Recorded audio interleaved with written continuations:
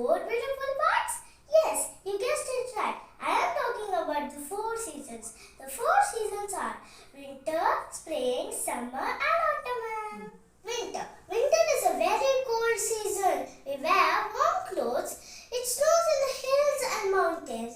We celebrate Christmas in winter.